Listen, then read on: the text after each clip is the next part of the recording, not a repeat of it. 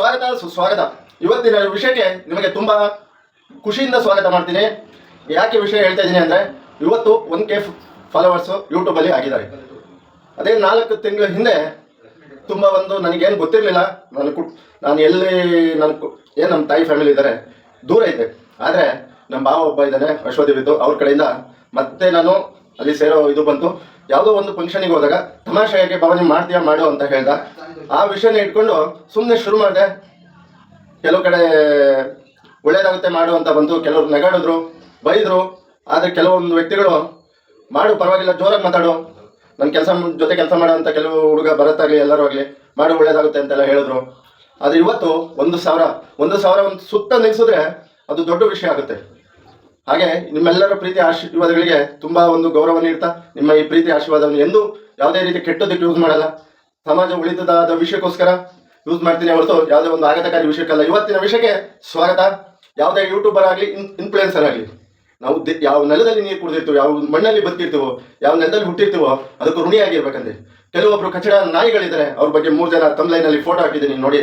ಎಂಥ ಕಚಡ ಬೇವರ್ಸಿಗಳು ಅಂದರೆ, ನಮ್ಮ ದೇಶದಲ್ಲಿ ಹುಟ್ಟಿ ನಮ್ಮ ದೇಶದ ನೀರು ಕುಡಿದು ಬೆಳೆದು ಇಲ್ಲಿ ಒಳ್ಳೆಯದಾಗಿ ದುಡ್ಡು ಮಾಡಿ ಯಾವುದೋ ಒಂದು ಮಹಿಳೆಯನ್ನು ಮದುವೆಯಾಗಿ ವಿದೇಶಗಳಲ್ಲಿ ಸೆಟ್ಲ್ ಆಗಿ ಅಲ್ಲಿಯ ಪೌರತ್ವ ತಗೊಂಡು ನಮ್ಮ ದೇಶಕ್ಕೆ ಬೈತಾರೆ. ಇವರು ಯಾವುದೋ ಒಂದು ಪಕ್ಷಕ್ಕೆ ಬೈದು ಜನಗಳಿಗೆ ಒಳ್ಳೇದು ಮಾಡೋದಾಗಿದ್ರೆ ಎಲ್ಲ ಪಕ್ಷಕ್ಕೂ ಬೈಬೋದಾಗಿತ್ತು. ಸತ್ಯ ನ್ಯಾಯ ಧರ್ಮದ ದಾರಿಯಲ್ಲಿ ನಡೆಯೋದಾಗಿದ್ರೆ ಸ್ನೇಹಿತರೆ, ಇವತ್ತು ಅವ್ರು ಇಂಡಿಯಾದಲ್ಲಿದ್ದು ಹೋರಾಡೋರು. ಇವರು ಯಾವುದೋ ಇದರಲ್ಲಿ ಫಂಡಿಂಗ್ ತಗೊಂಡು ಯಾವುದೋ ಒಂದು ಪಕ್ಷಕ್ಕೆ, ಒಂದು ಪಾರ್ಟಿಗೆ ತಗೊಳ್ಳೋಕ್ಕೆ, ಇನ್ಯಾವುದಕ್ಕೋ ಹೊಗಳೋಕ್ಕೆ ದುಡ್ಡು ತಗೊಂಡು ಯಾವ ನಮ್ಮ ಯುವಕರು ಇರ್ತಾರೆ ಈ ಮಾಧ್ಯಮದಲ್ಲಿ, ಸೋಷಿಯಲ್ ಮೀಡಿಯಾದಲ್ಲಿ ಅವ್ರನ್ನ ಮೈಂಡ ಡೈವರ್ಟ್ ಮಾಡಿ, ಇಲ್ಲಿ ಅವ್ರ ಮೈಂಡ ಕೆಡಿಸಿ, ಅವರ ದಾರಿಯನ್ನು ಅಲ್ಲಗಳಿಸಿ ಇವ್ರು ಹೋಗಿ ದುಡ್ಡು ಮಾಡ್ಕೊಂಡು ಫಾರಿನಲ್ಲಿ ಕೂರ್ತಾರೆ. ಅಂಥ ಕಚಡ ನಾಯಿಗಳನ್ನ ಯಾರು ದಯವಿಟ್ಟು ನಂಬೇಡಿ. ನಮ್ಮ ದೇಶದ ಬಗ್ಗೆ ಹೆಮ್ಮೆ ಇರಲಿ. ನಮ್ಮ ದೇಶದಲ್ಲಿ ಅನ್ನ ನೀರು ತಿಂದು ಪರದೇಶಕ್ಕೆ ಸಪೋರ್ಟ್ ಮಾಡೋಂಥ ಇಂಥ ನಾಯಿಗಳನ್ನ ಎಂದು ನಂಬೇಡಿ. ನಿಮ್ಮ ಸಪೋರ್ಟು ಬರಬಾರ್ದು ಅಂತ ಕೇಳ್ತಾ ನಾನು ಈ ವಿಷಯನ ಇನ್ನೊಂದು ವಿಚಾರ, ಈ ಧ್ರುವರಾಟಿ ಯಾವುದೋ ಒಂದು ಪಕ್ಷಕ್ಕೆ ಬೈತಾನೆ, ಯಾವುದೋ ಒಂದು ವ್ಯಕ್ತಿ ತಗೊಳ್ತಾನೆ, ಯಾವುದೋ ಒಂದು ಪಕ್ಷಕ್ಕೆ ಹೊಗಳ್ತಾನೆ, ಆ ವ್ಯಕ್ತಿಯ ಅಟ್ಟಕ್ಕೆ ಏರಿಸಿಡ್ತಾನೆ. ಇವನು ನ್ಯಾಯದ ಬಗ್ಗೆ ಮಾತಾಡೋದಾಗಿದ್ರೆ ಈ ವ್ಯಕ್ತಿ ಇಂಡಿಯಾದಲ್ಲಿ ಇದ್ದು ಹೋರಾಡೋನು. ಅಲ್ಲಿ ಅರ್ಥ ಮಾಡ್ಕೊಳ್ಳಿ, ದುಡ್ಡಿಗೋಸ್ಕರ ಈ ವ್ಯಕ್ತಿ ಯಾವ ಕೆಲಸ ಮಾಡಿದ್ದಾನೆ ಅನ್ನೋದನ್ನ ನೀವು ತಿಳಿಬೇಕಾಗಿಸ್ತಾ ಇದ್ರೆ ಇಂಥ ಕಚಡಗಳನ್ನ ನಂಬಬೇಡಿ. ನಮ್ಮ ರಾಜ್ಯಕ್ಕೆ, ನಮ್ಮ ದೇಶಕ್ಕೆ ಇಂಥ ವ್ಯಕ್ತಿಗಳಿಂದ ಯಾವುದೇ ಮೆಸೇಜ್ಗಳು, ವಿಷಯಗಳು ಬೇಡ. ತಮ್ಮ ದುಡ್ಡಿನ ಚಪಲಕ್ಕಾಗಿ, ಹೆಸರಿನ ಚಪಲಕ್ಕಾಗಿ ಇಂಥ ವ್ಯಕ್ತಿಗಳು ನಮ್ಮ ಸೋಷಿಯಲ್ ಮೀಡಿಯಾವನ್ನು ಕೆಟ್ಟದಾಗಿ ಬಳಸ್ಕೊಂಡು ಇವತ್ತು ನಮ್ಮ ಯುವಕರನ್ನ ತಪ್ಪು ದಾರಿಗೆ ತಳ್ತಾರೆ.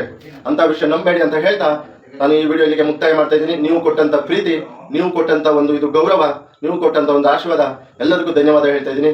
ಸದಾ ರಾಯರಿದ್ದಾರೆ ಅನ್ನೋದು ಯಾಕೆ ಅಂದರೆ, ರಾಯರು ಒಂದು ಮನುಷ್ಯನ ಒಂದು ಟೈಮಲ್ಲಿ ಗೇಮ್ ಚೇಂಜ್ ಮಾಡಾಕ್ತಾರೆ. ಅದೇ ರೀತಿ ಒಂದು ಮನುಷ್ಯನ ಬಾಳು ಎಲ್ಲಿ ಬೇಕಾದ್ರೂ ಚೇಂಜ್ ಆಗ್ಬೋದು. ರಾಯರ ಮೇಲೆ ಭಕ್ತಿ ಇರಲಿ, ರಾಯರ ಮೇಲೆ ಒಂದು ಪ್ರೀತಿ ಇರಲಿ. ರಾಯರ ಆಶೀರ್ವಾದ ಯಾವತ್ತಿದ್ರೂ ರಾಯರು ಕಾಪಾಡ್ತಾರೆ, ನಂಬಿಕೆ ಒಂದೇ. ರಾಯರ ಭಕ್ತರು ಹೆಚ್ಚಿನ ರೀತಿಯಲ್ಲಿ ಸಪೋರ್ಟ್ ಮಾಡಿ ನನಗೆ ಇಲ್ಲಿ ತನಕ ಈ ದಾರಿಯಲ್ಲಿ ನೀವು ಸಪೋರ್ಟ್ ಮಾಡಿದ್ದೀರಾ. ಹಾಗಾಗಿ ನಿಮ್ಮೆಲ್ಲರಿಗೂ ನಿಮ್ಮ ಪಾದಗಳು ತುಂಬ ಹೃದಯ ಧನ್ಯವಾದ ಸಲ್ಲಿಸ್ತಾ ಈ ವಿಡಿಯೋ ಇಲ್ಲಿಗೆ ಮುಗಿಸ್ತಾ ಇದ್ದೆ. ತಪ್ಪಿದ್ರೆ ಕಮೆಂಟ್ ಮೂಲಕ ತಿಳಿಸಿ, ಸರಿ ಮಾಡ್ಕೊಂಡು ಅಂತ ಹೇಳ್ತಾ, ಜೈ ಶ್ರೀರಾಮ್, ಜೈ ಜಗನ್ನಾಥ್, ಜೈ ಸಂಗೊಳ್ಳಿ ರಾಯಣ್ಣ, ಜೈ ಭೀಮ್.